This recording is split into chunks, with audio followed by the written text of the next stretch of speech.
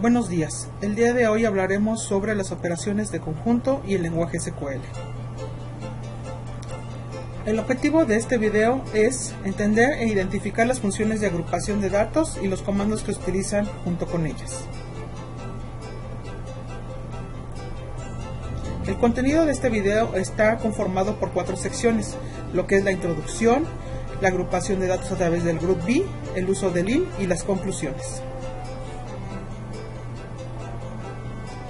Hay que recordar que el sistema gestor de base de datos está conformado por 3 tipos de lenguajes: el lenguaje de definición de datos, el lenguaje de manipulación de datos y el lenguaje de control de datos.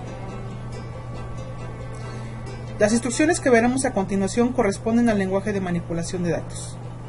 A continuación, unos ejemplos. Para agrupar datos ocupamos el Group B junto con la instrucción having. La instrucción having correspondería a su equivalente a un where. Los comandos que se pueden ocupar junto con el Group B son el ABG, que nos sirve para calcular el promedio, el max, que nos sirve para calcular el dato máximo, el min para calcular el dato mínimo, el sum para una sumatoria y el count para contar. A continuación veremos algunos ejemplos del count. En el siguiente ejemplo vemos que se quiere obtener la información de las editoriales y el número de veces que se repite. Es por ello que ocupamos un select, donde están mostrándose 2 campos, editorial y el count, que sería contar todos los datos de la tabla libros donde se agrupan por editorial. El resultado es el que vemos del lado inferior derecho, donde nos dice, por ejemplo, que la editorial Null está 2 veces, la editorial MS 3, Paidos 2, Planeta 2 y Siglo XXI 1. Ahora veremos ese ejemplo pero con un dato dentro del count. Observamos que a diferencia del dato anterior, tenemos que el count está entre paréntesis en lugar de un asterisco.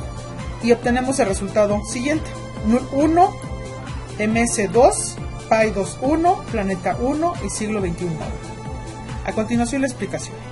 Cuando ocupamos un asterisco en un count, se cuenta todo, incluyendo los null.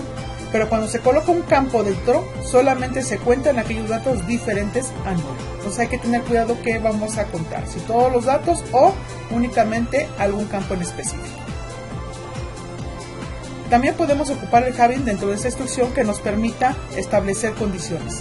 En este ejemplo pareciera que es el mismo que teníamos al principio, pero estamos agregando un having.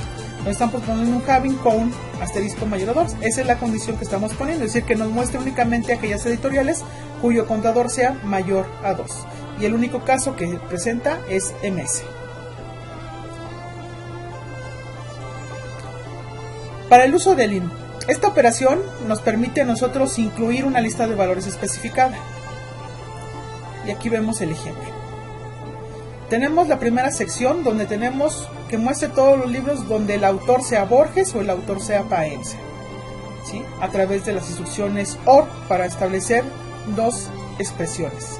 Sin embargo, podemos ocupar la instrucción IN, que nos simplifica un poquito la consulta, de tal manera que tenemos autor, IN y entre paréntesis el conjunto de datos que debe de cumplir esas características. En este caso es Borges y Paenza. O sea, las 2 instrucciones hacen lo mismo o dan el mismo resultado, pero es más corto la segunda instrucción ocupando el IN. Ahora, si queremos que no nos muestre aquellos datos que sean Borges y Paenza, es decir, todos los diferentes, sería con una instrucción autor diferente de Borges, con el menor que y mayor que, o autor menor mayor que Paenza, o en su defecto ocupando el IN, pero ahora con el not IN. Es decir, que estamos optando por todos los diferentes datos de Borges y Paenza. Nuestras conclusiones son que el uso de las operaciones Group B junto con los operadores sum, max, count, having, etc. tienen un gran potencial. Esto depende de la experiencia del programador o del administrador de base de datos y las circunstancias requeridas para las especificaciones del problema a solucionar. Tenemos como referencias el libro de Reynosa, base de datos, y la página de internet SQL Server Ya, que fue consultada el 12 de julio del 2016. Este video fue desarrollado para el Tecnológico Estudios Superiores de Ecatepec, diseñado, desarrollado y producido por Estela Martínez Cruz. Eso es todo, muchas gracias por su atención.